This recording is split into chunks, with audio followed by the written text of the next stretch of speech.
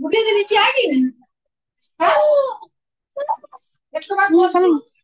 वही इधर आती हुई।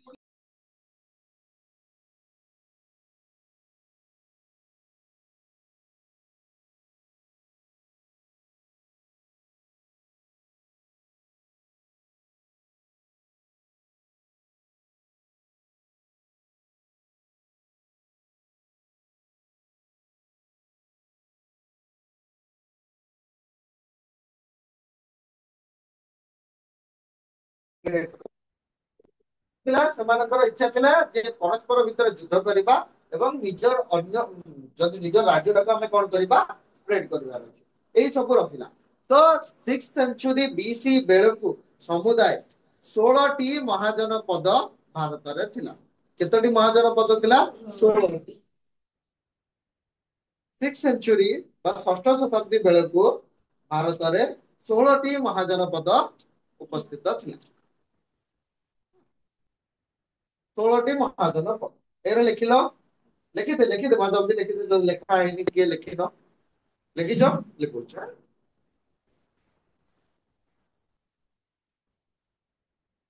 ଏଇ ଯୋଉ 16ଟି ମହାଜନ ପଦ ରହିଲା ତା ଭିତରୁ କିଛି ଗୁଡା ମୋନାର୍କିକାଲ ରହିଲା ମାନେ ମାନେ ରାଜା ଶାସନ କରୁଥିଲେ ଆଉ କିଛି ରାଜ୍ୟ ଏମିତି ବି ଥିଲା ଯୋଉଠି କି ରିପବ୍ଲିକ ଚାଲୁଥିଲା ଅର୍ଥାତ ରାଜା ମାନଙ୍କୁ ଲୋକମାନେ ବାଛିବେ ବା ମନ୍ତ୍ରୀ ମାନେ ବାଛିବେ କଣ ଲାଗୁଛି କଥାଟା ଯେ ରାଜାଙ୍କୁ କେମିତି ମନ୍ତ୍ରୀ ବା ଲୋକ ବାଛିବେ ମନ୍ତ୍ରୀର ସପୋର୍ଟରେ ହିଁ ଜଣେ ରାଜା ହେଇପାରିବ ବା ରାଜଗାଦିରେ ତାକୁ ଉଠେଇ ଦିଆଯାଇ ପାରିବ ହେଲା ଏମିତି ଦୁଇ ପ୍ରକାର 6 ମହାଜନ ପଦରେ ବା 16ଟି ମହାଜନ ପଦରେ ଦୁଇ ପ୍ରକାର ତମକୁ ରାଜତନ୍ତ୍ର ଦେଖିବାକୁ ମିଳୁଥିଲା ଗୋଟେ ରହିଲା ରାଜତନ୍ତ୍ରରେ ଯୋଉଟା କି ରାଜା ଡାଇରେକ୍ଟଲି କଣ କରୁଥିଲେ ବାପାଙ୍କ ପରେ ପୁଅ ରାଜା ହେଲେ ତାପରେ ଆଉ ଗୋଟେ ଆସିଲା କଣ ଗଣତନ୍ତ୍ର ଲୋକମାନଙ୍କର ହେଲ୍ପ ଦ୍ଵାରା ହିଁ ରାଜା ହଉଥିଲେ ବୁଝିପାରିଲ ଏହା ସହିତ ଆଉ କଣ ଥିଲା ଏଇ ଯୋଉ 16ଟି ମହାଜନ ପଦ ଥିଲା ବୋଲି କୋଉଠି ପ୍ରମାଣ ମିଳୁଛି ନା ପ୍ରମାଣ ମିଳୁଛି ବୁଦ୍ଧଙ୍କର ଗୋଟେ ପୁସ୍ତକରୁ ଅଙ୍ଗୁତ୍ତାର ନିକାୟ ହେଲା ଗୋଟେ ମନେ ରଖିବ ଏଇ 16 ମହାଜନ ପଦର ସୋର୍ସ ବା ଉପାଦାନ କୋଉଠି ମିଳୁଛି ଉପାଦାନ କୋଉ କୋଉ ଜାଗାରୁ ମିଳୁଛି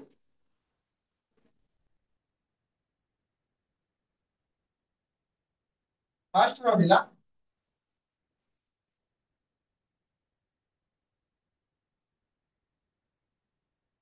ନିକାୟ ଏଟା ବୁଦ୍ଧଙ୍କ ଟାଇମରେ ହେଲା ତାପରେ ଆଉ ଗୋଟେ ଆସିଗଲା ତମର ଭାଗବତୀ ସୂତ୍ର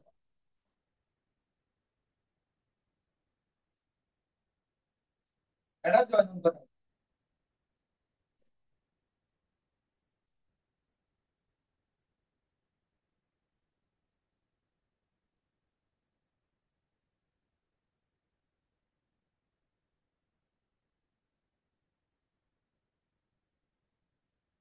ଭାଗବତୀ ସୂତ୍ର ଏଇଟା ରହିଲା ମୁଖ୍ୟ ଉପାଦାନ ଏଇ ଉପାଦାନ ତାହା ସହିତ ବିଭିନ୍ନ ଅଞ୍ଚଳରେ ଯଥା ରାମାୟଣ ମହାଭାରତରେ ବର୍ଣ୍ଣନା କରାଯାଇଛି ଗୋଟେ ଗୋଟେ ରାଜ୍ୟ ଗୋଟେ ଗୋଟେ ଏ ସବୁ ବର୍ଣ୍ଣନା କରାଯାଇଛି ଯେମିତି ହସ୍ତିନାପୁର ହେଲା ଇନ୍ଦ୍ରପ୍ରସ୍ଥ କୁରୁ ପାଞ୍ଚାଳ ମଗଧ ସେଇ ସବୁ ବର୍ଣ୍ଣନା କରାଯାଇଛି ତ ସେଇ ବର୍ଣ୍ଣନା ଅନୁସାରେ କେତୋଟି ମହାଜନ ପଦ ଥିଲା ଏଇଟା କୁହାଯାଇଛି ହେଲା ଏଇ ମହାଜନ ପଦରେ ହିଁ ତମେ ଏଥିରେ ଜୈନଙ୍କର ଜନ୍ମ ଦେଖିବ ଆ ଭିତରେ ତମେ ବୁଦ୍ଧଙ୍କର ବି ଜନ୍ମ ଦେଖିବ ହେଲା ମାନେ ସେ ଯେତେବେଳେ ଜନ୍ମ ଗ୍ରହଣ କରିଥିଲେ 543 563 ହେଲା ତାହେଲେ ଏଇ ସମୟରେ ହିଁ କଣ ହେଲା ନା 16ଟି ମହାଜନ ପଦ ଥିଲା ତ ତାଙ୍କ ବିଷୟରେ ଆମେ ଆଜି ପଢିବା ବେଶୀ କଷ୍ଟ କିଛି ନାହିଁ 16ଟି ମହାଜନ ପଦ ବିଷୟ ଭିତରୁ ସବୁଠାରୁ ପାୱାରଫୁଲ ଚାରୋଟି ଥିଲା ଚାରି ପାଞ୍ଚଟି ଥିଲା କାଶୀ ମଗଧ ହେଲା ଅଛି ଆଉ କହିବି ତାପରେ ରହିଲା ତମର କୋଶଳ ରହିଲା ଅଙ୍ଗ ରହିଲା ଏଇ ସବୁ ଏବେ ବି ଖୋଜୁଥା ତୁ ବହିରୁ ଖୋଜୁଥା ବହିରେ ତ ସବୁ ଅଛି ବହିରେ ତ ସବୁ ଅଛି ମୁଁ କାହିଁକି ଏଇଠି ତାହେଲେ ପକଉଛି ସବୁ ଅଛି ମୁଁ କାହିଁକି ଏଇଠି ପକଉଛି ତାହେଲେ କାଶୀ କାଶୀ ତମେ ସମସ୍ତେ ଜାଣିଛ କାଶୀର ନାଁ ଶୁଣିଥିବ ନା ନାଇଁ କୋଉଠି ଅଛି ଜାମ୍ମୁ କାଶ୍ମୀର ହଉ ଏହାର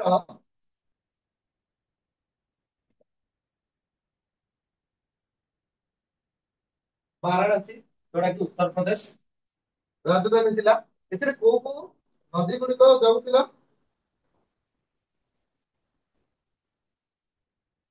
ଏଥିରେ ଦୁଇଟି ନଦୀ ଦେଖାଯାଉଥିଲା। ଏଇ କାଶୀ ଅଞ୍ଚଳରେ କେତୋଟି ନଦୀ ଦେଖାଯାଉଥିଲା? ଦୁଇଟି। ଗୋଟେ ରହିଲା ବରୁଣ, ଯୋଉଟା କି ଉତ୍ତର ଦିଗରେ ଥିଲା, ନର୍ଥ ଡିରେକ୍ସନରେ। ଆଉ ଗୋଟେ ରହିଲା ଅସି, ଯୋଉଟା କି ସାଉଥ ଡିରେକ୍ସନରେ, ସାଉଥ ସାଇଡ। କାଶୀର ଉତ୍ତର ଭାଗରେ ବହି ଯାଉଥିବା ନଦୀକୁ ବରୁଣ ବୋଲି କୁହାଯାଉଥିଲା ଏବଂ ଦକ୍ଷିଣ ଭାଗରେ ବହି ଯାଉଥିବା ନଦୀକୁ ଅସି ବୋଲି କୁହାଯାଉଥିଲା। କାଶୀର ରାଜଧାନୀ ଥିଲା ବା କ୍ୟାପିଟାଲ ଥିଲା ବାରାଣସୀ, ଯୋଉଟା କି ପ୍ରେଜେଣ୍ଟ ଟାଇମ ଉତ୍ତର ପ୍ରଦେଶରେ ଅବସ୍ଥିତ। ବୁଝିପାରିଲ? ଏଥିରେ ରାଜା ଥିଲେ ଅଶ୍ୱସେନ। ଏ ଅଶ୍ୱସେନ ଯିଏ ରହିଲେ, ତାଙ୍କର ପୁଅ 23ତମ ଜୈନ ତୀର୍ଥଙ୍କର ଥିଲେ। ସେ ତ କିଏ ଥିଲେ? ନା ପାର୍ଶ୍ୱନାଥଙ୍କର ବାପା। ମାନେ ଭାବ, କାଶୀ ଯେତେବେଳେ ଥିଲା, ହେଲା, ଜୈନ ଧର୍ମ ବି ସେତେବେଳେ ଥିଲା, କିନ୍ତୁ ମହାବୀର ଜୈନ ନଥିଲେ।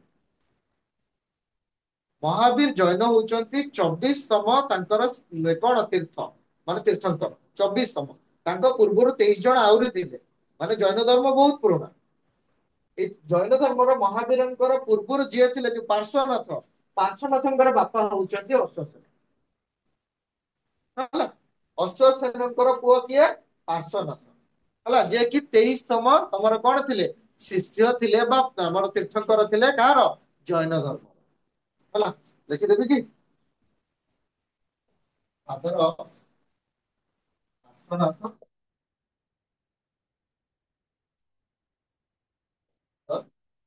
23rd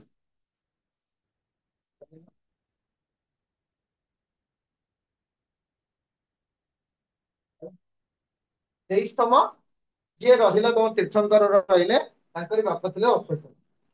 ତାଙ୍କର ଯୁଦ୍ଧ ହେଇଥିଲା କାହା ସହ? ଦେଖ, କାଶୀ ସାଧାରଣତଃ ଦୁଇଟି ଅଞ୍ଚଳକୁ ଘେରି ରହିକି ରହିଥିଲା। ଏକ ରହିଲା ମଗଧ, ଦୁଇ ରହିଲା କୋଶଳ। ତାଙ୍କର ପ୍ରାୟତଃ ଝଗଡା ଥିଲା କୋଶଳ ସହିତ। ବୁଝିପାରିଲ? ତାଙ୍କର ଝଗଡା କାହା ସହ ଥିଲା ସାଧାରଣତଃ? କୋଶଳ ଆଉ ମଗଧ। ଏଇ ଦୁଇଟି ରାଜ୍ୟ ସହ ତାଙ୍କର ବେଶ ଝଗଡା ଝାଟିରେ ତାଙ୍କର ଜୀବନ ଅତିବାହିତ। ତାହେଲେ ସେମାନେ କେମିତି ସ୍ପ୍ରେଡ କରୁଥିଲେ ତାଙ୍କର ଲାଇଫ ଟାକୁ? ମାଡ ଗୋଳ। ବହୁତ ଆଗକୁ ଯିବ। ଏବେ ବି ଯଦି ନ ଲେଖିଲେ ସାରିପାରିବ। ଗୋଟିଏ ଚାପ୍ଟରଟା କଲେ 5 ୟୁନିଟ କମ୍ପ୍ଲିଟ ହବ। ନେକ୍ସଟ କ୍ଲାସ ତମର ବୁଦ୍ଧ ଯୋଗ କରିବି। କୋଉଟା? ରାଶି କୋଷ ଅଙ୍ଗ ମଗଧ ପୂର୍ବ ପକ୍ଷ ପାଠ 15 ଭଲ ସେଠି କଣ? ସେଥିରୁ ଇମ୍ପୋର୍ଟାଣ୍ଟ ଖାଲି ଦି ତିନି ଥର ପଢିଦେଲେ ତମେ ଜାଣିପାରିବ। ଭାଗ ଯୋଗ, ଭାଗ ମାନେ ମାପଚୁପ। ଯୋଉଟା କି ତାର କାମ କଣ? ସେ କଣ କରୁଛି? ରେଭିନ୍ୟୁ କଲେକ୍ଟ କରୁଛି। ହଁ, ବାସ ରହିଲା। ମଧ୍ୟମ ଆସି ଯିଏ ରହିଲା, ଯେ ମଝିରେ ରହି କିଏ କରୁଛି? କିଏ ଜଜ। ଏମିତି କିଛି କିଛି ଟ୍ରିକରେ ତମକୁ ମନେ ରଖିବାର ଅଛି। ହଉ। କୋଶ ରାଶି କୋଷ ସାଙ୍ଗ ବାଛି ବୁଝିପାରିଲ? ଏଟା ପ୍ରେଜେଣ୍ଟ ଟାଇମ ର ଫୈଜାବାଦ, ଗୋଣ୍ଡା ଏବଂ ଭାରିଚ ଯୋଉଟା କି ଅଛି ଉତ୍ତର ପ୍ରଦେଶରେ। ଇଏ ପ୍ରେଜେଣ୍ଟ ଟାଇମ କୋଉଠି ଅଛି? ଉତ୍ତର ପ୍ରଦେଶ। ମୁଁ ଏଟା ଲେଖୁଛି ପ୍ରେଜେଣ୍ଟ ଟାଇମ ରେ କୋଉ କୋଉ ଅଞ୍ଚଳ ଦେଇକି ଅଛି ସେଟା ନାହିଁ, ଡାଇରେକ୍ଟ ବହିରେ ଦିଆ ହେଇଛି। ସେଟା ଲେଖୁନି। ଏଥିରେ ରିଭର କଣ କଣ ଅଛି? କୋଶଳକୁ ଦୁଇ ଭାଗରେ ଭାଗ କରୁଛି ଗୋଟାଏ ନଦୀ। ସେ ନଦୀର ନାମ ହଉଛି ସରଜୁ। ସରଜୁ ରିଭର ହେଲା, ହେଲା କଣ କରୁଛି ନା ସରଜୁ ରିଭର କୋଶଳକୁ ଦୁଇଟି ପାର୍ଟରେ ଡିଭାଇଡ କରୁଛି।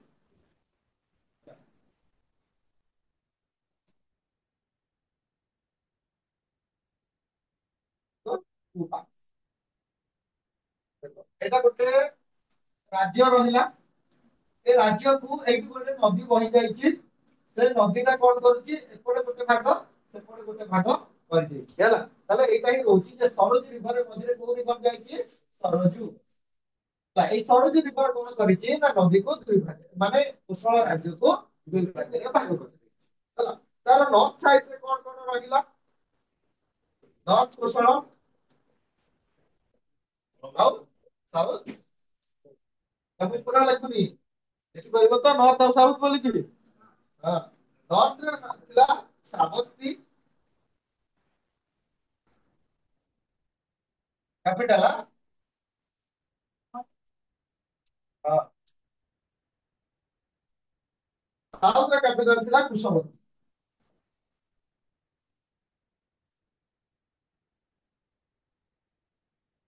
ଉତ୍ତର କୋଶଳରେ ରାଜଧାନୀ ଥିଲା ଶ୍ରାବସ୍ତୀ ହେଲା। ଓଡ଼ିଆରେ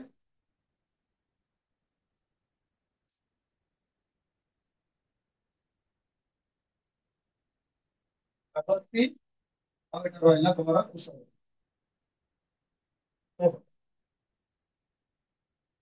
ଉତ୍ତର କୋଶଳର ରାଜଧାନୀ କଣ ଥିଲା? ଶ୍ରାବସ୍ତୀ ଥିଲା। ଦକ୍ଷିଣ କୋଶଳର ରାଜଧାନୀ କଣ ଥିଲା? କୁଶବତୀ ଥିଲା। ଏଇ କୋଶଳକୁ ଦୁଇ ଭାଗରେ ଭାଗ କରୁଥିବା ନଦୀର ନାମ କଣ ରହିଲା? ସରଜୁ। ହେଲା, କୋଉ ନଦୀ ରହିଲା? ସର। ଏବେ ବି ଆଚ୍ଛା ହଉ, ଏହାର ରାଜା କିଏ? ଏହାର ରାଜା ଥିଲେ ମହାକୋଶଳ। ମହାକୋଶଳ ଥିଲେ ଏହାର ରାଜା। ତାଙ୍କରି ପରେ ରାଜା ହେଲେ କିଏ? ପ୍ରସେନଜିତ। ମହାକୋଶଳଙ୍କର ମୃତ୍ୟୁ ପରେ ରାଜା କିଏ ହେଲେ? ହେଲା, ଲେଟର କିଏ ହେଲା? ଲେଟର କିଏ ହେଲେ?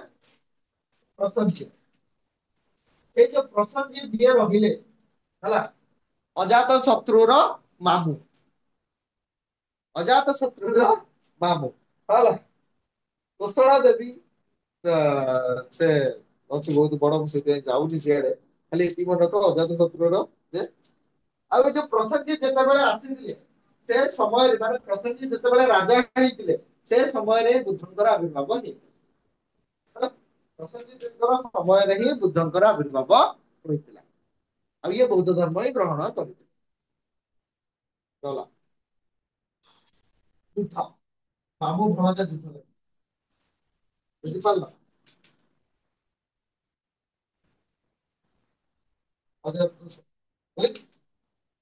ଆସ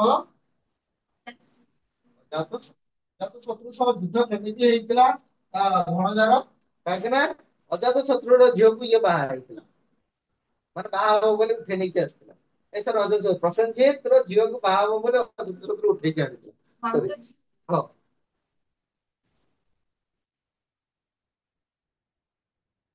ଏବେ ବି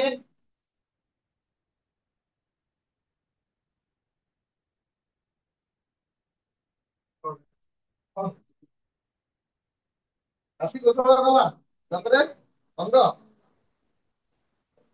ବନ୍ଦ।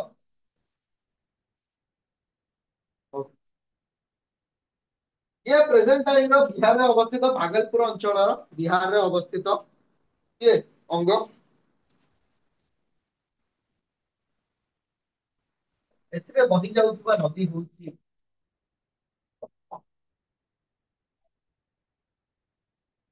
ଯେମିତି ଯୋଉ ଆମର ସେ ନାହିଁ ନା ଚମ୍ପା ଆସିଯିବ କାଲିଚରଣ। ଏଇ ଚମ୍ପା ନଦୀ କଣ କରୁଛି? ଦୁଇଟି ମହାଜନ ପଦକୁ ଅଲଗା କରୁଛି। ଏ ଚମ୍ପା ରିଭର କଣ କରୁଛି? ନା ଡିଭାଇଡ କରୁଛି କାହାକୁ? ମହାଜନ। ଦୁଇଟି ମହାଜନ ପଦକୁ ଅଲଗା କରୁଛି ଏଇ ଚମ୍ପା। ଚମ୍ପା ନଦୀ ଅଙ୍ଗକୁ ଆଉ ଅଲଗା ଗୋଟେ ରାଜ୍ୟଠୁ ଅଲଗା କରୁଛି। ବୁଝିପାରିଲ? ତାର ନାମ ଦିଆଗଲା ମଗଧ। କାହାଠୁ ଅଲଗା କରୁଛି? ଅଙ୍ଗ ଆଉ ମଗଧ। ଆକୁ ଅଲଗା କରୁଛି। ମାନେ ଏପଟେ ରହିଲା ଅଙ୍ଗ, ଏପଟେ ନଦୀ ବହିଗଲା, ଏପଟେ ରହିଲା ମଗଧ। ବୁଝିପାରିଲ? ଅଙ୍ଗ ଆଉ ମଗଧକୁ ଅଲଗା କରୁଛି କୋଉ ନଦୀ? ଚମ୍ପା ନଦୀ। ଯେହେତୁ ଏଟାକୁ ଅଲଗା କଲା, ତାହେଲେ ଏଇ ଅଞ୍ଚଳରେ କେତେବେଳେ ବି ଶତ୍ରୁ ଆକ୍ରମଣ କରିପାରନ୍ତି। ଏ ପାଖରେ ଦିଟାଙ୍କ ରହିଲା ନା। ଯଦି ଏଇଠୁ ମେନ୍ ରହିଲା ଚମ୍ପା ନଦୀ, ଚମ୍ପା ନଦୀରେ ଏପଟେ ରହିଲା ମଗଧ, ତାହେଲେ ମଗଧ ମାନେ କେତେବେଳେ ବି ଆକ୍ରମଣ କରିପାରନ୍ତି। ତାହେଲେ ମୁଁ କ୍ୟାପିଟାଲ ଏଇଠି କରିବି। କ୍ୟାପିଟାଲ ଥିଲା ଚମ୍ପା।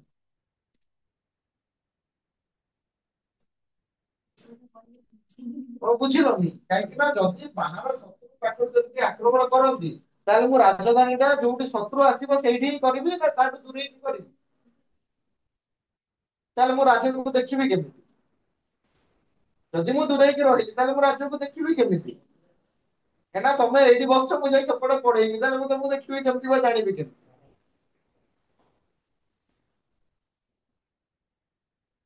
ରାଜଦୂତ କଣ ଖବର ଦଉଥିବ ଏପଟେ ରାଜା ପଶି ଆସିଥିବ। ହୁଁ। କ୍ୟାପିଟାଲ ବି ଚମ୍ପା। ନଦୀ ହଉଛି ଚମ୍ପା। ଚମ୍ପା ନଦୀ ଯୋଡି ଦୁଇଟି ମହାଜନପଦକୁ ଅଲଗା କରୁଥିଲା ସେ ରହିଲା ଅଙ୍ଗ ଆଉ ମଗଧକୁ ଅଲଗା କରୁଥିଲା ସେପାରେଟ କରୁଥିଲା। ତାପରେ ତାର କ୍ୟାପିଟାଲ ରହିଲା ଏଟା କ୍ୟାପ ଭାବିବନି କ୍ୟାପିଟାଲ ବୋଲିକି ଚମ୍ପା। ପରବର୍ତ୍ତୀ ଟାଇମରେ ଅଙ୍ଗକୁ ସତ ସତିଆ କ୍ୟାପଚର କରି ନେଇଥିଲା ମଗଧ। ଯେତେବେଳେ ତାର ୱିକ ସକ୍ସେସର ଆସିଲେ ଆଗାମୀ ପିଢି ଦୁର୍ବଳ ପିଢି ସେଇମାନଙ୍କୁ ପରାଜିତ କରିକି ଅକୁପାଇ କରିନେଲା।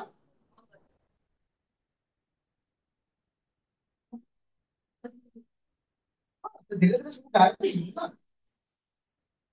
ମହାଜନ ଆଉ ରହିବନି। ସେତିକି ଟାଇମରେ ମହାଜନ ପଦ ଆସିଲା ତାପରେ ଯିଏ ପାୱାରଫୁଲ ରହିଲେ ସେଇମାନେ ହିଁ ଆସିଲେ। ଯେମିତି ରହିଲେ ମୌର୍ଯ୍ୟ ଗୁପ୍ତ ହେଲା କୁଷାଣ ଶକ ଚେଦି କଙ୍ଗ ଗଲା ତାପରେ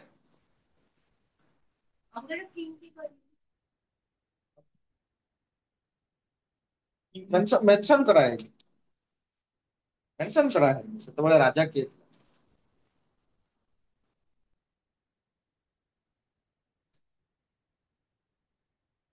ଆଉ ଏଇ ଯୋଉ ଚମ୍ପାଟା ଥିଲା ସେଟା ଦୁଇଟି ନଦୀର ସଙ୍ଗମ ସ୍ଥଳ ବା କନଫ୍ଲୁଏନ୍ସ ରେ ଥିଲା ମାନେ ଆଉ ଗୋଟେ ନଦୀ ଏଇ ସାଇଡରୁ ଆସୁଥିଲା ଏଇ ଯୋଉ ଜାଗାଟା ରହିଲା ଯୋଉ ଡେଲ୍ଟା ପଏଣ୍ଟ ରହିଲା ନର୍ମାଲି ଯୋଉଟା ବୁଝିବାକୁ ଗଲେ ଏଇ ହେଲା ଏଇ ଜାଗାରେ ହିଁ ଯୋଉ କନଫ୍ଲୁଏନ୍ସ ଯୋଉଟା ରହିଲା ବା ସଙ୍ଗମ ସ୍ଥଳ ଯୋଉଟା ରହିଲା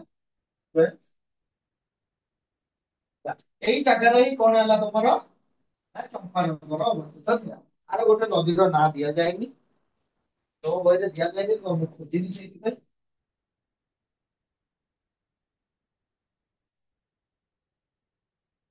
ବେଶୀ ପଢିଲେ ମୁଣ୍ଡ ହ୍ୟାଙ୍ଗ ହେଇଯିବ। ହଉ ଏଇ ଯୋଉ ଚମ୍ପାଟା ଥିଲା ଏଇ ଚମ୍ପା କହୁଛି ମଗଧ ଯୋଉଟା ଥିଲା ସିଏ ପ୍ରେଜେଣ୍ଟ ଟାଇମର କୋଉଠି ଅବସ୍ଥିତ ଆମେ ଟିକେ ଦେଖିବା।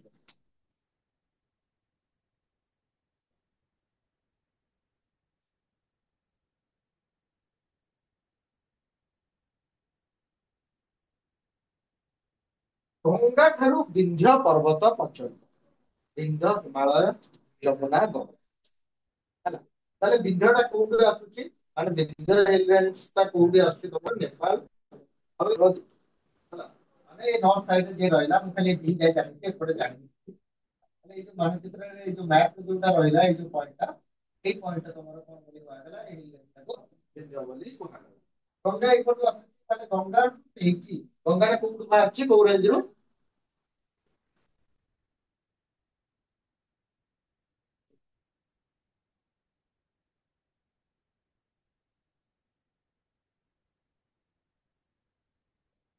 ଯମୁନା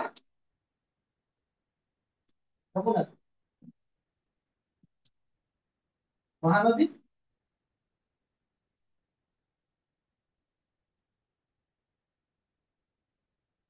ହଉ ମଗଧ ଥିଲା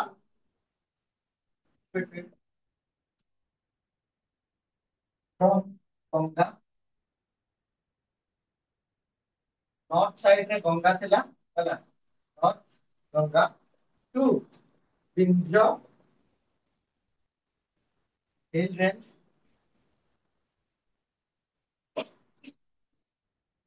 ଯୋଉଟା କି ସାଉଥରେ ଥିଲା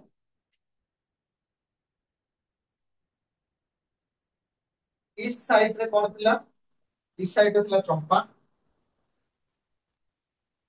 ଆଉ ୱେଷ୍ଟ ସାଇଡରେ ତମର କଣ ଥିଲା ନା Shuang Shuang river Shuang river ପାଖରେ ବହୁତ ସାରା ହରପ୍ପା ସାଇଟ ମିଳୁଛି ସୁଆନ ରିଭର ସେଟା ଅଛି ଆମର କୋଉଟା କହିଲ ହରିୟାଣା ପଞ୍ଜାବ ସେଇ ଅଞ୍ଚଳରେ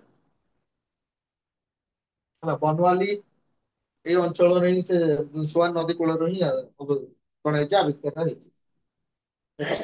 ଟୋଟାଲ ଯଦି ଆମେ ମଗଧକୁ ଦେଖି ନବା, ମଗଧର ନର୍ଥ ସାଇଡ ରେ କଣ ଥିଲା? ଗଙ୍ଗା ରିଭର ଥିଲା। ସାଉଥ ରେ ତାର କଣ ଥିଲା? ନା ହିମାଳୟ ରେଞ୍ଜ ଥିଲା, ମାନେ Vindhya hill, Vindhya hill range. ତାପରେ ଇଷ୍ଟ ସାଇଡ ରେ ଥିଲା ଚମ୍ପା। ଚମ୍ପା କୁମାରୀ ଇଷ୍ଟ ସାଇଡ ରେ କଣ ଥିଲା? ନା ଇଷ୍ଟ ସାଇଡ ରେ ଥିଲା ଅଙ୍ଗ। ଚମ୍ପା ଯଦି ରାଜଧାନୀ ରହୁଛି ତାହେଲେ ଅଙ୍ଗ ଥିଲା। ଅଙ୍ଗର ରାଜଧାନୀ ଚମ୍ପା। ୱେଷ୍ଟ ସାଇଡ ରେ ତାଙ୍କର କଣ ଥିଲା? ସୋଆନ ରିଭର। ଏବେ ବି ଅଛି ସୋନ ରିଭର ଟା। ବୁଝିପାରିଲ କି ସିଚୁଏସନ ଟା ମାନେ କୋଉଠି ଅଛି ଅବସ୍ଥିତ କରେଣ୍ଟଲି? ବା କେତେ ରାଜ୍ୟ ପର୍ଯ୍ୟନ୍ତ ବା କେତେ ଏରିଆ ପର୍ଯ୍ୟନ୍ତ ସେ କଣ ଥିଲା ସ୍ପ୍ରେଡ ଥିଲା? ଏଇଟା ବୁଝିଲ କି? ବୁଝି ହେଲାନି? ବୁଝି ହେଲା ନା ବୁଝି ହେଲାନି?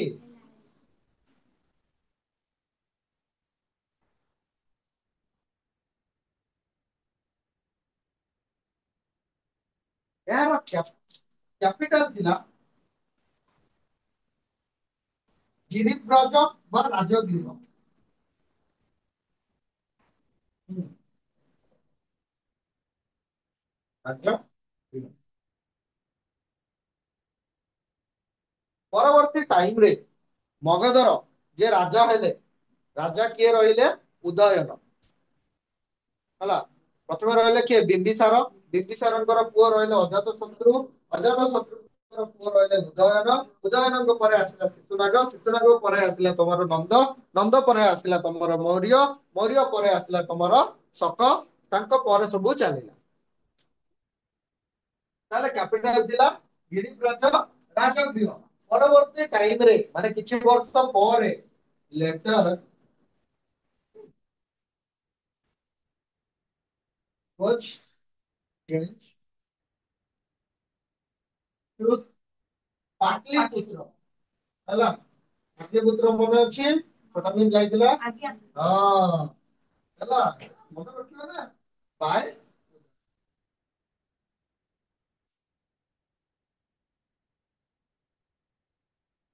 ଏଇ ଉଦୟନଙ୍କର କଥା ଟିକେ ମନେ ପକାଅ, ମେଘଦୂତରେ ଅଛି ଉଦୟନ।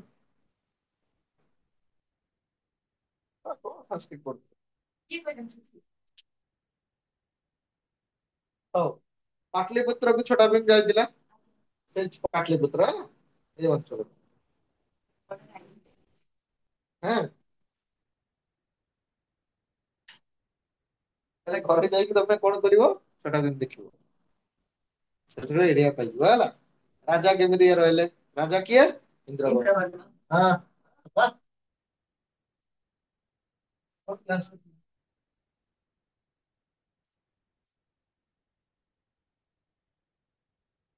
ତମେ ତ ବାରୁଟା କେତେ ଜଣ ଅଛ? ମାନେ ସିନଚାନ ଦେଖୁଥିବ ପିଲା କେତେ?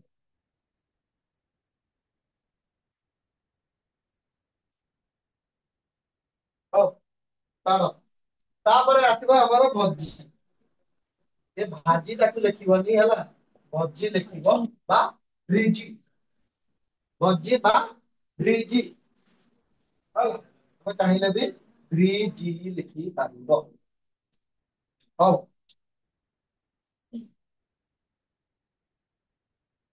ଜୈନ ଆସିଲେ।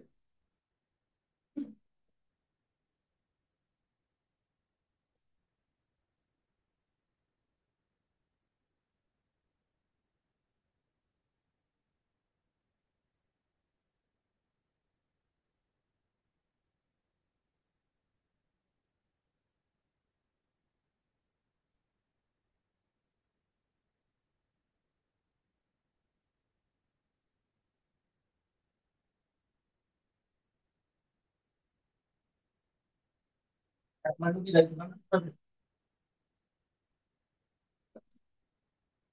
ଦେଖ ଦେଖ ଦେଖ ପଢିକି ରହ।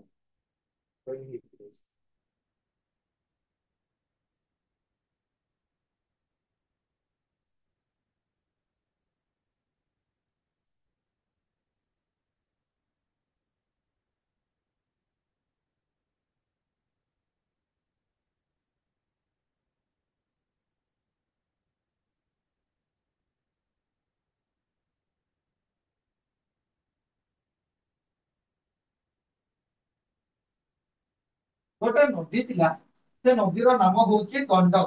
ଏଇ ଗଣ୍ଡକ ନଦୀ ଅନ୍ୟ ଦୁଇଟି ରାଜ୍ୟକୁ ଅଲଗା କରୁଥିଲା ଭୋଜି ସହ। ସେ ଦୁଇଟି ରାଜ୍ୟ ରହିଲା କିଏ, ମଲ୍ଲ ଆଉ କୋଶଳକୁ ଅଲଗା କରୁଥିଲା କାହା ସହ, ଭୋଜି ସହ।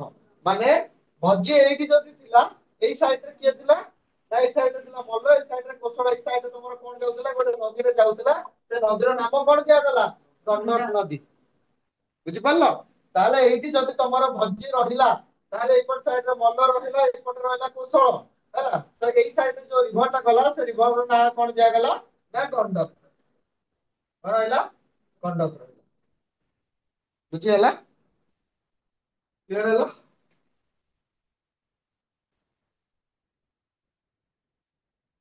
କ୍ୟାପିଟାଲ ପଇସା।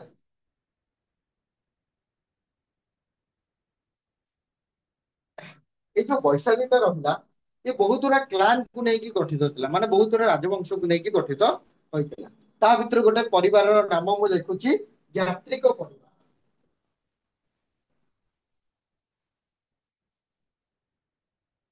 ଏଇ ଯାତ୍ରିକ ପରିବାରରେ ଜଣଙ୍କର ଜନ୍ମ ହୁଏ, ସିଏ ହଉଛନ୍ତି ମହାବୀର। ହେଲା, ଏଇ ମହାବୀରଙ୍କର କଣ ହେଇଥିଲା, କଣ ହେଇଥିଲା କୋଉଠି, ଏଠି ସିକ୍ସ ସେଞ୍ଚୁରୀ BC, ମାନେ 563 ଖ୍ରୀଷ୍ଟପୂର୍ବ। ହେଲା, ଯାତ୍ରିକ ପରିବାରରେ ମହାବୀର ଜୈନଙ୍କର ଜନ୍ମ ହୋଇଥିଲା, ଯୋଉଟା କି ଥିଲା କୋଉଠି ତାଙ୍କର, ବୈଶାଳୀ, ନେପାଳ। ହୁଁ, ସେଠି ଜନ୍ମ ଗ୍ରହଣ କରିଥିଲେ। ସେ ନେପାଳ ଟା ବା ସେ କୋଉ ଅଞ୍ଚଳରେ ବା କୋଉ ଇଏରେ ଆସୁଛି ମହାଜନ ପଦରେ, ଭଞ୍ଜି ମହାଜନ ପଦ। ହେଲା, ଏଇ ଭଞ୍ଜିକୁ ଅଲଗା ଦୁଇଟି ରାଜ୍ୟଠୁ ଅଲଗା କରୁଥିବା ନଦୀର ନାମ କଣ, ଗଣ୍ଡକ। ସେ ଅଲଗା ଦୁଇଟି ରାଜ୍ୟ କଣ କଣ ରହିଲା, ମଲ୍ଲ, ମଲା ନୁହେଁ, ମଲ୍ଲ ଆଉ କୋଶଳ। ହେଲା, କୋଶଳ ଆ ସାଙ୍ଗ କୋଶଳ ଠିକ କରିବାର ଅଛି। ଏ ଭଲକୁ ଭଲା କହିଦେଲା। ଆଁ? ତାପରେ ତମେ ଜଣକୁ ଦେଖିବା ଟାଇମରେ ସେଟା ପାଠ କରନ୍ତି ସ୍ପେଲିଂଟା, କିନ୍ତୁ କହିଲା ବେଳେ, କହିଲା ବେଳେ ତ ତମକୁ ଦରକାର ହବ ନା। ମୁଁ ଗୋଟେ ଜିନିଷ ଜଣକୁ କହୁଛ, ହେଲା, ସେଟାକୁ ତମେ କେମିତି ୱେରେ କହୁଛ, ଜଣେ ବୁଝିବା ଦରକାର। ବୁଝିବା କହିଲେ ତ ସେ ବହୁତ କିଛି ନାହିଁ। ଭଲ, ସେଥିପାଇଁ ଡବଲ ଏଲ ଦିଆହେଇଛି। ଓକେ। ବର୍ତ୍ତମାନ ଉତ୍ତରପ୍ରଦେଶ, ଗୋରଖପୁର।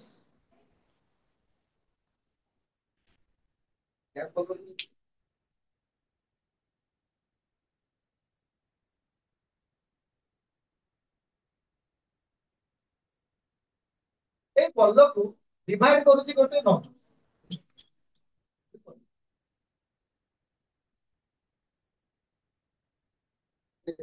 ବୋର୍ଡ ବାଲା ମାର୍କର ଆଣୁ। ହଁ ତ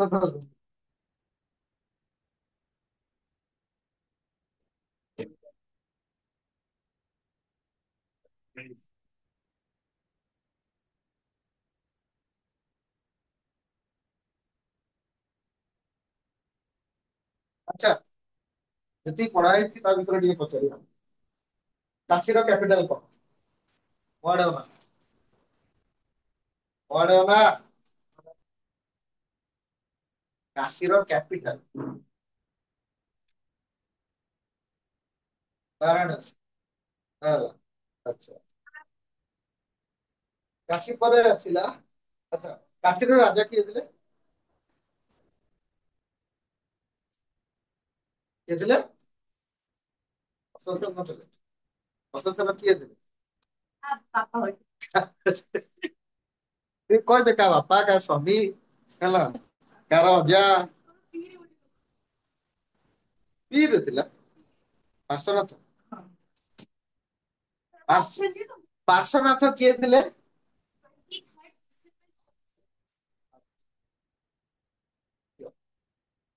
ତାପରେ କାଶୀ ପରେ କିଏ ଆସିଲା? କୋଶଳ। କୋଶଳର ରାଜଧାନୀ କ୍ୟାପିଟାଲ କଣ? ହଁ ସରି, କାଶୀରେ ଗୋଟେ ରିଭରଟା ବହି ଯାଇଛି, ସେ ରିଭରର ନାଁ କଣ ଥିଲା? କାଶୀର ରିଭର ସରଜୁ। ସରଜୁ କାଶୀ ଅସି, ବରୁଣା ଆଉ ଅଶୀ। ହେଲା। ହଉ ହଉ ହଉ ହଉ ହଉ। ଆଉ ଟିକେ ପଚାରିଦବା କୌଶଳ ହେଲା। କୌଶଳ ଶାଗ ଯାହା ବି ରହିଲା। ନର୍ଥ କୋଶଳର କ୍ୟାପିଟାଲ ନାଁ କଣ?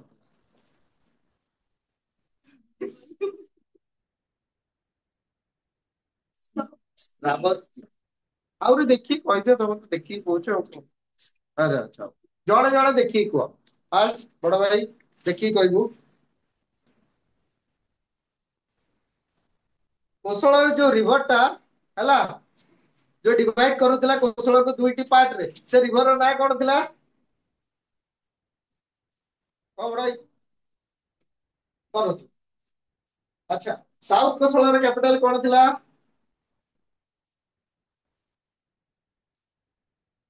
ଜଲ୍ଦି କହ। କୁଶବର୍ତ୍ତୀ। ବାহ। ଆଚ୍ଛା। କୋଶଳର ରାଜା କିଏ ଥିଲେ?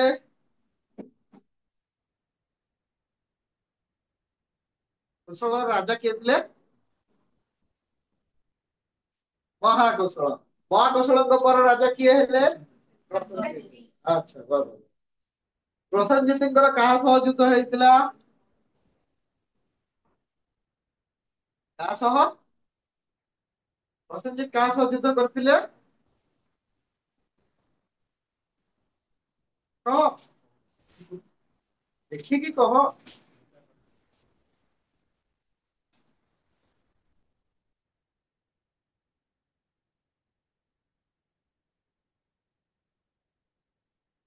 ହଁ ଯାହା ଅଛି ମନରେ ଆସୁଛି କହ।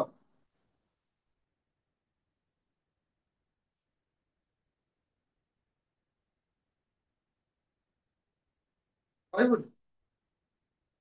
ଆସିବନି? ଦେଖିକି କହ। ହଉ ତୁ କହ। କୋଉଟା ଆସିବ ମତେ କହିବୁ, ସେଇଟା କହିବୁ ହେଲା। ଯୋଉଟା ଆସିବ କହିବୁ ଯେ ଏଇଟା ଆସିବ ମତେ, ମୁଁ କହିବି। କଣ? କାହା ସହ ଯୁଦ୍ଧ ହେଇଥିଲା?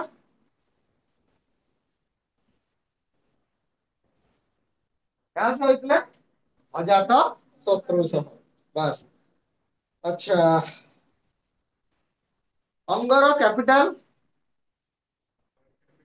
ଚମ୍ପା। ଚମ୍ପା। ଅଙ୍ଗରେ ବହି ଯାଉଥିବା ନଦୀର ନାମ? ଚମ୍ପା। ବାহ। ତାପରେ ରହିଲା ମଗଧ ହେଲା। ମଗଧର ଲୋକେସନ ଟା ଇଷ୍ଟ ସାଇଡ ରେ କଣ ଥିଲା? ପୂର୍ବ ଇଷ୍ଟ ସାଇଡ ରେ ଥିଲା ଚମ୍ପା। ସାଉଥ ରେ? ବାହ। ସାଉଥ ରେ ଥିଲା କଣ? ସାଉଥ ରେ ବିନ୍ଧ୍ୟ ହିଲ୍ ଥିଲା। ଆଚ୍ଛା। ସାଉଥ ରେ ଥିଲା ବିନ୍ଧ୍ୟ। ୱେଷ୍ଟ ରେ କଣ ଥିଲା? ୱେଷ୍ଟ ରେ ସୋନ ରିଭର ଥିଲା। ହଁ। ତାପରେ ରହିଲା ନର୍ଥ ସାଇଡ ରେ କ୍ୟାପିଟାଲ କଣ ଥିଲା? ପରବର୍ତ୍ତୀ ସମୟରେ ମାନେ କାହା ସମୟରେ ତାର କ୍ୟାପିଟାଲ ପାଟଲିପୁତ୍ର ହେଇଥିଲା? କାହା ଟାଇମ ରେ ହେଇଥିଲା? ଉଦୟନଙ୍କ। ଆଚ୍ଛା। ଭଞ୍ଜିକୁ ଅଲଗା କରୁଥିବା ନଦୀର ନାମ କଣ? ଭଞ୍ଜିକୁ କୋଉ ନଦୀ ଅଲଗା କରୁଥିଲା ମଲ୍ଲ ଆଉ କୁସୁମ ଠାରୁ? କୋଉ ନଦୀ? ହଁ କହ। ଦେଖିନୁ? ନଦୀ ପଚାରିଛି ଗଣ୍ଡକ ରିଭର। ଗଣ୍ଡକ ରିଭର ଯୋଉଟା କି କଣ କରୁଥିଲା ସେପାରେଟ କରୁଥିଲା ମଲ୍ଲ ଏବଂ କୁସୁମ। ଏଇଠି ବା ବୁଝେଇଲି ଗୋଲ ଦିଟା କାଟିକି। କ୍ୟାପିଟାଲ କଣ ଥିଲା ଭଞ୍ଜର? ହଁ ବୈଶାଳୀ ଥିଲା। ନା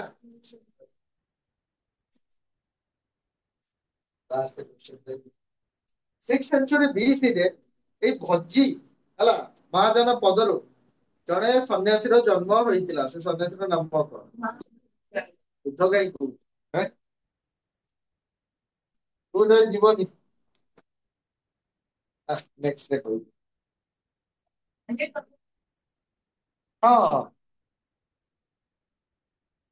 ସମସ୍ତଙ୍କୁ ସମାନ କରିପାରିବା। ହଉ ଏବେ ଆମେ କଣ ଯିବା ମଲ୍ଲ ପାଖକୁ ଯିବା।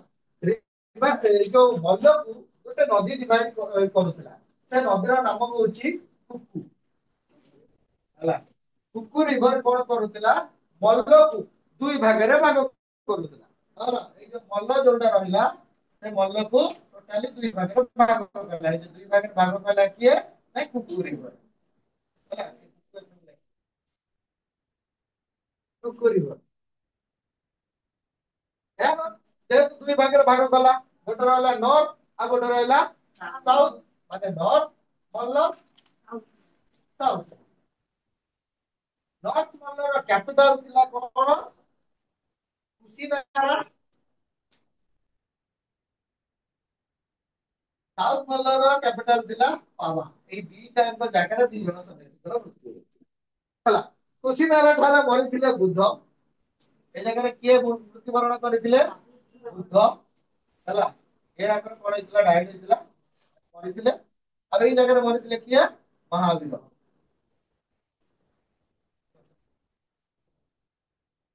ପୁରା ଆଉ ଲେଖୁନି ଖାଲି ସର୍ଟ ଲେଖିଦେଲି।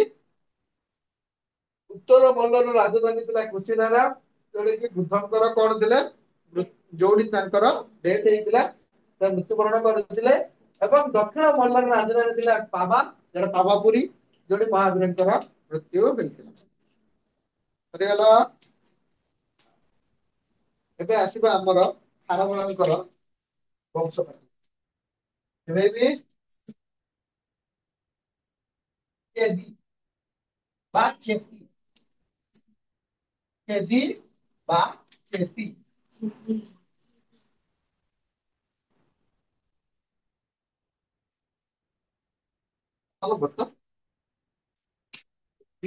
ବା ଚେତି ଏଇ ଚେତି ରାଜବଂଶର ସବୁଠାରୁ ପାୱାରଫୁଲ ରାଜା ଯିଏକି ଆମ ଓଡିଶାକୁ ଶାସନ କରିଥିଲେ ତାଙ୍କର ନାମ ହଉଛି ଖାରବେଳ।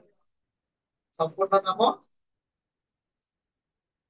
ମହାମେଘ ବାହାନ ଭୈର ଖାରବେଳ।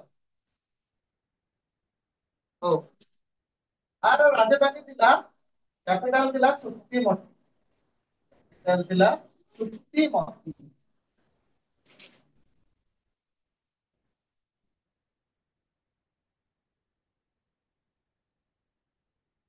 ସୁକ୍ତିମଠ କ୍ୟାପିଟାଲ ହଁ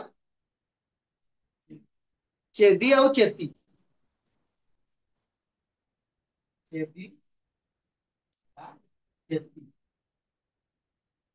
ହେଲା ଚେଦି ବା ଚେତି ଏଇ ରାଜ୍ୟର ବା ଏଇ ବଂଶର ହେଲା ଚେଦି ଗୋଟେ ବଂଶର ନା ଏଇ ବଂଶର ସର୍ବଶ୍ରେଷ୍ଠ ରାଜା କିଏ ଥିଲେ ଖାରବେଳ ଯିଏକି ଓଡିଶାକୁ ଶାସନ କରିଥିଲେ। ଖାରବେଳଙ୍କର ଟାଇମ ଏଡି କୁ ବି ଯାଉଛି ବିସି କୁ ବି ଯାଉଛି ହେଲା ମାନେ ଭାବ ତମେ ଏବେ କୋଉ ସେଞ୍ଚୁରୀରେ ଅଛ ଟ୍ୱେଣ୍ଟି ଫାର୍ଷ୍ଟ ସେଞ୍ଚୁରୀରେ ଅଛ ହେଲା। ହବ ତମର ଯଦି ଜନ୍ମ ଗ୍ରହଣ ଯଦି ନେକ୍ସଟ ଆଉଥରେ ଜନ୍ମ ହବ ହେଲା କେବେ ଜନ୍ମ ହବ 2090। 2090 ହେଲେ ତମକୁ 10 ବର୍ଷ ହେଇଯିବ 2100 ହବ ହ ନା ନାଇଁ ସେତେବେଳେ ତମେ ଟ୍ୱେଣ୍ଟି ସେକେଣ୍ଡ ସେଞ୍ଚୁରୀ ଦେଖିପାରିବ। ମାନେ ତମେ ଟ୍ୱେଣ୍ଟି ଫାର୍ଷ୍ଟ ସେଞ୍ଚୁରୀରେ ବି ରହିବ ଟ୍ୱେଣ୍ଟି ସେକେଣ୍ଡ ସେଞ୍ଚୁରୀରେ ବି ଯିବ ସେମିତି ରହିଲେ ଖାରବେଳ ସେ ବିସି ରୁ ଏଡି କୁ ଆସିଲେ ହଁ କେତେ ବର୍ଷ ବଞ୍ଚିଲେ ତାପରେ ଆସିଲେ ବତ୍ସ।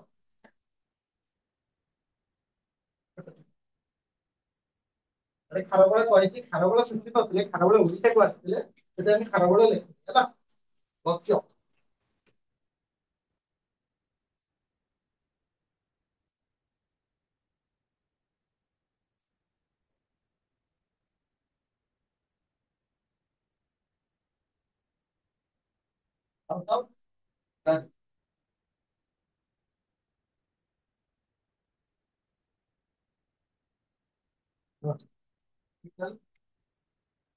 ସଙ୍ଗୀ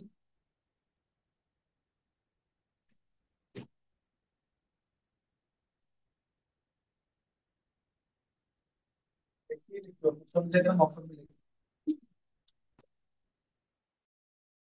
ହେଲା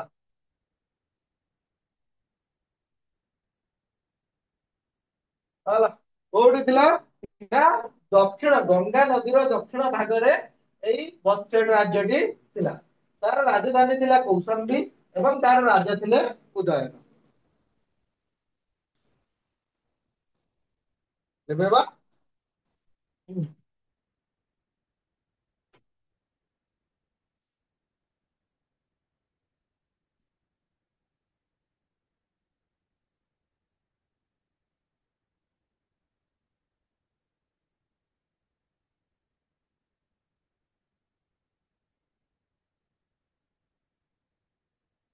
କୁରୁ ଏଇ ଯୋଉ କୁରୁ ଅଞ୍ଚଳଟି ଥିଲା ସେଟା ଗଙ୍ଗା ଏବଂ ଯମୁନାର ଉପକୂଳବର୍ତ୍ତୀ ଅଞ୍ଚଳରେ ଥିଲା। Of Ganga and Yamuna. ଯମୁନା ଏବଂ ଗଙ୍ଗା ନଦୀର ଉପକୂଳବର୍ତ୍ତୀ ଅଞ୍ଚଳରେ ଥିଲା। ହଲ ବା ମିଶ୍ରଣ ଜାଗାରେ କୁରୁକୁ ଦୁଇ ଭାଗରେ ଭାଗ କରାଯାଇଥିଲା ଉତ୍ତର କୁରୁ ଏବଂ ଦକ୍ଷିଣ କୁରୁ। ଉତ୍ତର କୁରୁର ନାମ ଥିଲା ଇନ୍ଦ୍ରପ୍ରସ୍ଥ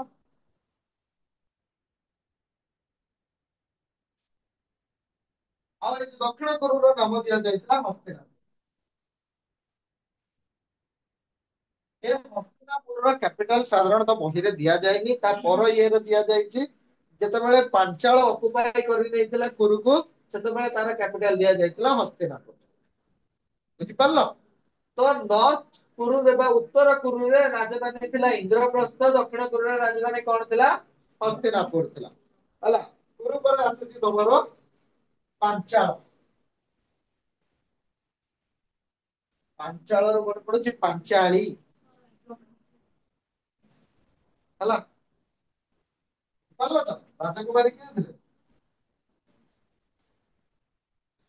ଏଇ ଯୋଉ ପାଞ୍ଚଳଟା ଥିଲା ସେ ଉତ୍ତର ପୂର୍ବ ଦିଗରେ ଥିଲା କାହାର ନା ଇନ୍ଦ୍ରପ୍ରସ୍ଥର।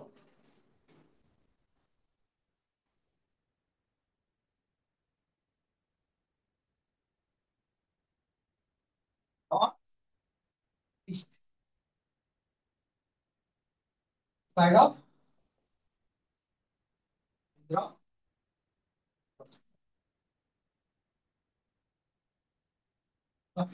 ଇନ୍ଦ୍ରପ୍ରସ୍ଥର ଉତ୍ତର ପୂର୍ବ ଅଞ୍ଚଳରେ କୋଉ ରାଜ୍ୟ ଥିଲା ପାଞ୍ଚାଳ ରାଜ୍ୟ ଥିଲା।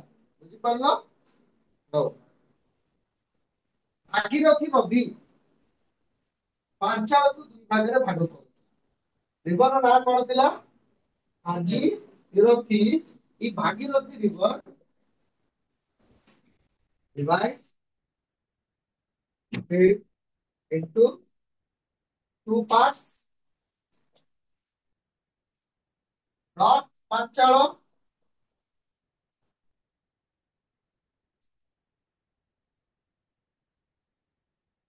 ହେଲା ନର୍ଥ ପାଞ୍ଚାଳ ଆଉ ସାଉଥ। ନର୍ଥରେ ଥିଲା ଅହିଛତ୍ର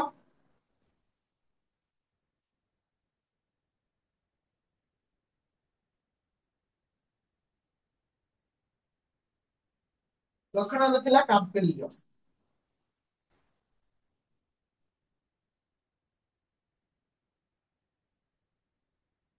କାମ୍ପିଲ୍ୟ ହେଲା ସାଉଥରେ କଣ ଥିଲା ସାଉଥ ପାଞ୍ଚାଳର ରାଜଧାନୀ ଥିଲା କାମ୍ପାଲ୍ୟ ଏବଂ ନର୍ଥ ପାଞ୍ଚାଳର ରାଜଧାନୀ କଣ ଥିଲା ଅହିଚ୍ଛତ୍ର। କ୍ଲିୟର ହେଲା ବୁଝି ହେଲା।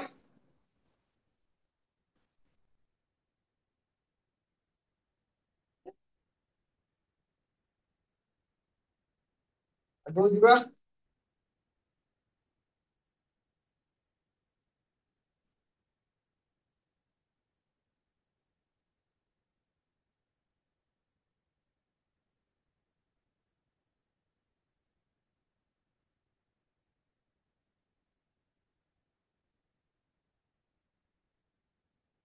ଦେଖିଲୁ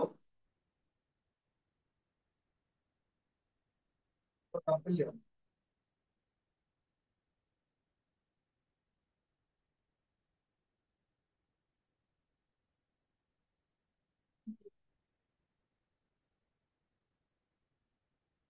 ଏବେ ଆସିବ ଆମ 11 ନମ୍ବରରେ ମତ୍ସ୍ୟ।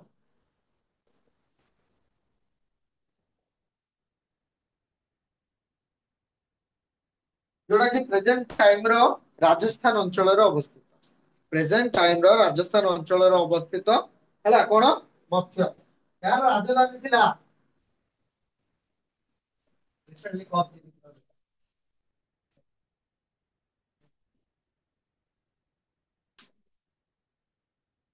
ବିରାଟ ବା ବୈରାଟ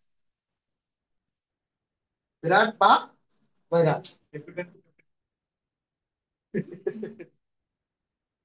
ସେ କ୍ୟାପ୍ଟେନ ନଥିଲା ବୋଲି ଜିତି ପାରିନଥିଲା। ଆଁ? ପୁଣି ସେଇଥିପାଇଁ 15 ଜଣଙ୍କୁ ମାରିଦେଲା। ତାଠୁ ଭଲ 15 ଜଣଙ୍କର ଜୀବନ ବଞ୍ଚିଥାନ୍ତେ ଯଦି ସେ ସେଦିନ ହଉ ଆମେ ସେଟା କହିବାନି କାହିଁକିନା ଆସିଥିଲା ଏଇଠି ରାଗୁଥିବେ ହେଲା ମୋ ଉପରେ ପୁଣି ରାଗୁଥିବେ ସୁରଜ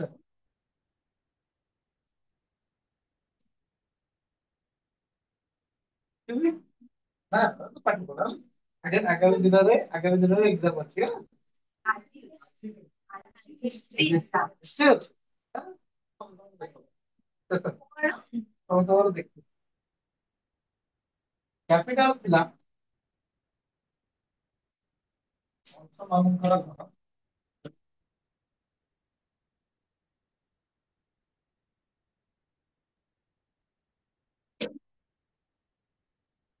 ଏଇ ଯୋଉ ସୁରସେନର ରାଜଧାନୀ ଯୋଉ ମଥୁରା ଥିଲା ବୋଲି ଏଟା ମେଘାସ୍ତିନିସ୍ କଣ କରିଥିଲେ ତାଙ୍କ ପୁସ୍ତକ କଣ ଥିଲା ଇଣ୍ଡିକାରେ ସେ ବର୍ଣ୍ଣନା କରିଛନ୍ତି ତାହେଲେ ଏଠି ସତ୍ୟତା ମିଳିଯାଉଛି ମେଗାସ୍ତିନିସ୍ ଯଦି ବର୍ଣ୍ଣନା କରିଛି ତାଙ୍କ ଇଣ୍ଡିକା ପୁସ୍ତକରେ ତାହେଲେ ସୁରସେନର କ୍ୟାପିଟାଲ କଣ ଥିଲା ମଥୁରା ଥିଲା ସେଇଠୁ ମଥୁରା କିଏ ଓକେ ରାଜା କିଏ ରାଜା କିଏ ଥିଲେ ଅବନ୍ତୀ ପୁତ୍ର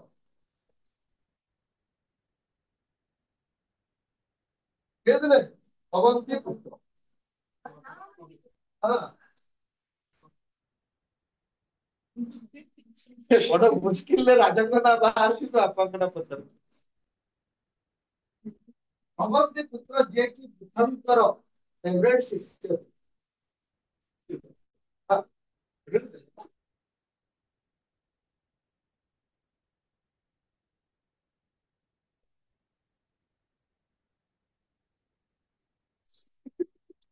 ସେଣ୍ଟ ପିଟର ଯାଇକି ଖ୍ରୀଷ୍ଟିଆନରେ ରହିଲେଣି ସେ ମତେ ଏଇଠି କହୁଛି ଭଲ ପଢୁଛୁ ରେ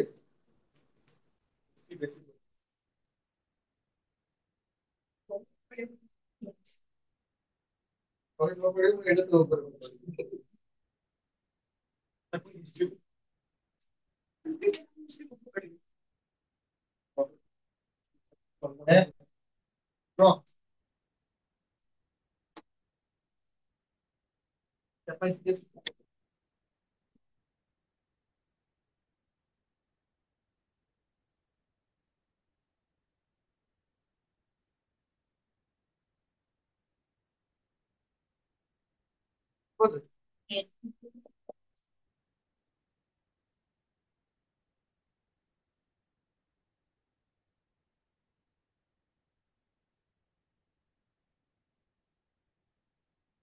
ନଦୀର ନାମ ଥିଲା ବେଟ୍ରାବତୀ ବେତ୍ରାବତୀ ନଦୀ କଣ କରୁଥିଲା ନା ଅବନ୍ତୀକୁ ମୁଁ ଆଉ ଲେଖୁନି ହେଲା ବେତ୍ରାବତୀ ନଦୀ କଣ କରୁଥିଲା ଡିଭାଇଡ କରୁଥିଲା କାହାକୁ ଅବନ୍ତୀକୁ ଦୁଇଟି ପାର୍ଟ ପ୍ରଥମ ପାର୍ଟରେ କଣ ରହିଲା ନର୍ଥ ଅବନ୍ତୀ ଦ୍ୱିତୀୟରେ ରହିଲା ସାଉଥ ବାହୁବଳି କେତେ ଜଣ ଦେଖିଛ ବାହୁବଳୀର ମୁଭିର କ୍ୟାପିଟାଲ କଣ ଥିଲା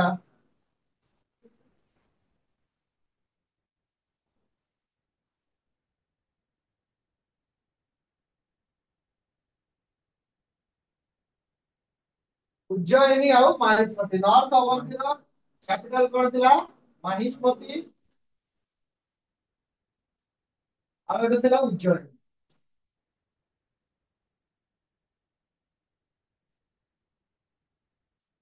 ରାଜା ତାହେଲେ କିଏ ଥିଲା ବାହୁବଳୀ ଥିଲା ନା ମଲ୍ହାଲ ଦେବ ଥିଲା ମଲ୍ହାଲ ଦେବ ଥିଲା ନା ନା ଅମରେନ୍ଦ୍ର ବାହୁବଳୀ ପରେ କିଏ ଆସିଥିଲା ମହେନ୍ଦ୍ର ହଁ ରାଜା କିଏ ଥିଲା?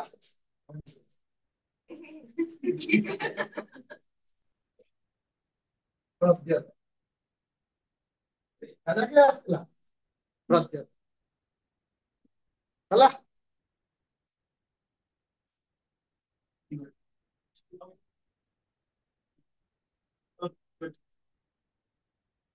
इस साइड को डिवाइड करना एटा गोटे क्वेश्चन। एटा तो तार इच्छा है से सब ऊपर आसीबो मते कह नदी पूरा एइटू आसीबो ना एमिति आसीबो? नदी पूरा कोठु आस्तला हिमालय रू आस्तला हिमालय उत्तर रे अछि हैं बुझिलु होला जल्दी जल्दी साजो तो कितना रहला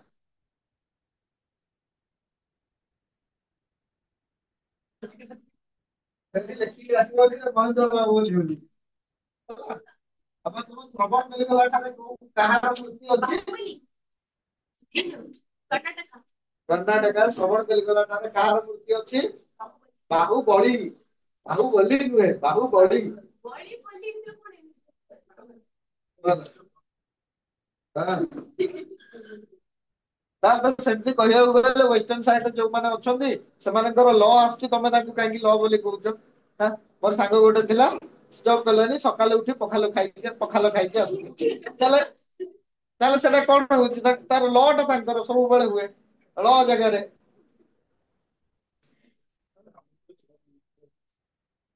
ହଉ ତାପରେ ଆସିଲା ଗାନ୍ଧାର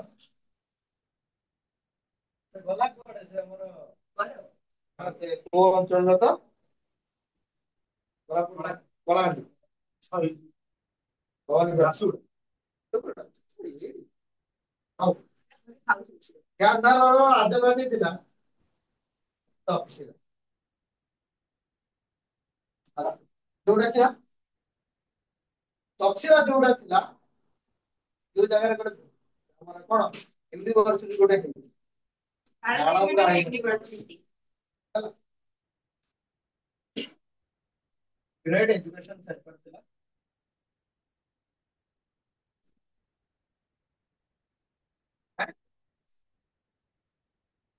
ତକ୍ଷଶିଳାରେ ଥିବ ମାମୁଁ ମାନେ ହିଁ କାହିଁକି ସବୁ କାହିଁକି?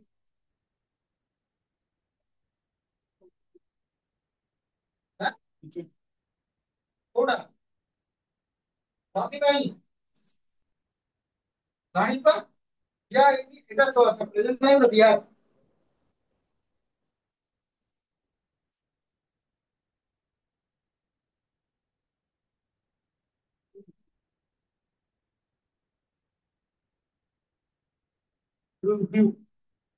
ରାଜା ଥିଲେ ତାদের ଲୁଚେଇକି ମାନେ ଆକୁ ଲୁଚେଇକି ରଖା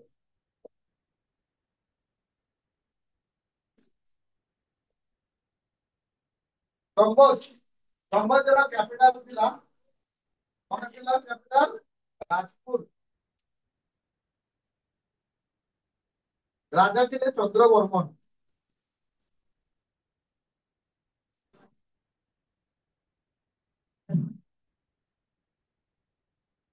ତାପରେ ରହିଲେ ତୁମର ଲାଷ୍ଟ ରହିଲେ ଅଶୋକ ନେକ୍ସଟ କ୍ଲାସ 16ଟି ମହାଜନ ନା ଖାଲି କହିବ କ୍ୟାପିଟାଲ ଛାଡି ଦେଇକି ତାର କ୍ୟାପିଟାଲ ବହୁତ ସାରା ଥିଲା ମାନେ ନାଁ ବହୁତ ସାରା ଥିଲା ତାକୁ ପୋଦନ ବୋଲି କୁହାଯାଉଥିଲା ପୋଦାନୀ ବୋଲି କୁହାଯାଉଥିଲା ପୋତଳି ବୋଲି କୁହାଯାଉଥିଲା ହଁ ରାଜପୁର ପୋତଳି ବା ପୁତନା ଲେଖିବ ହେଲା ପୋଦଳ ଏଇଟା ଥିଲା ତାର ତିନିଟାଙ୍କର ଭିତରୁ ଯୋଗାଇଲେ କହିପାରିବ ରାଜା ଥିଲେ ବ୍ରହ୍ମଦତ୍ତ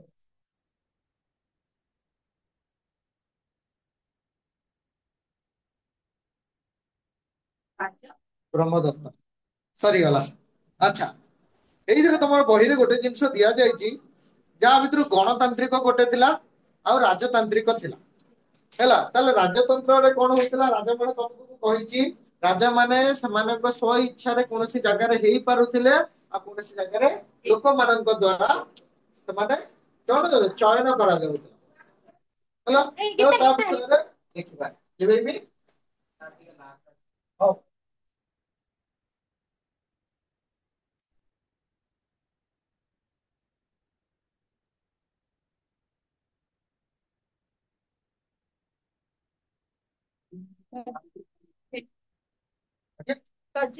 ସଂଖ୍ୟା ସରିଗଲା ଗୋଟେ। ରିପବ୍ଲିକାନ ଷ୍ଟେଟ ଖାଲି ନାଁ ଲେଖେ। କମ୍ବୋଜ, କୁରୁ, ମଲ୍ଲ, ଶାକ୍ୟ, ଶାକ୍ୟ ଯୋଉଟା କପିଲା ବସ୍ତୁ,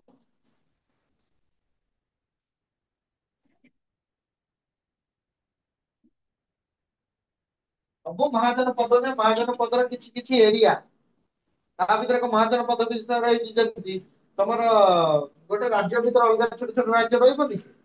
ହେଲା ସେଇଟା। ତାପରେ ରହିଲେ ଭୋଜି,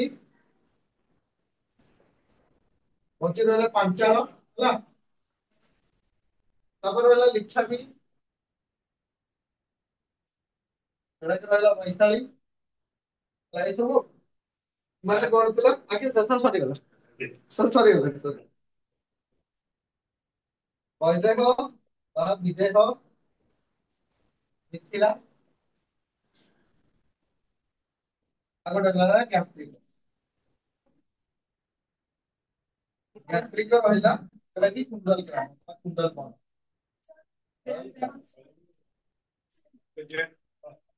ସରିଗଲା 16 ମହାଜନ ପଦ ସରିଗଲା। କୁଣ୍ଡଲ ଗ୍ରାମ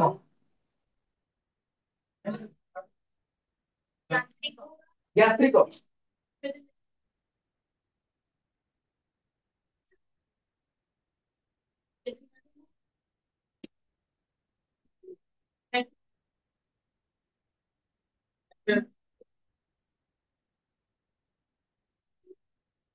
ନେକ୍ସଟ କ୍ଲାସ କୁ 16 ମହାଜନ ପଦର ନାଁ ହିଁ ଘୋଷିକି ଆସିଥିବ। ଜଣେ ଜଣେ ଠିଆ ହେଇକି ଆଗେ 16ଟି ମହାଜନ ପଦର ନାଁ କହିବେ। ଆଁ ଯାହା କହୁଛ କୁହ।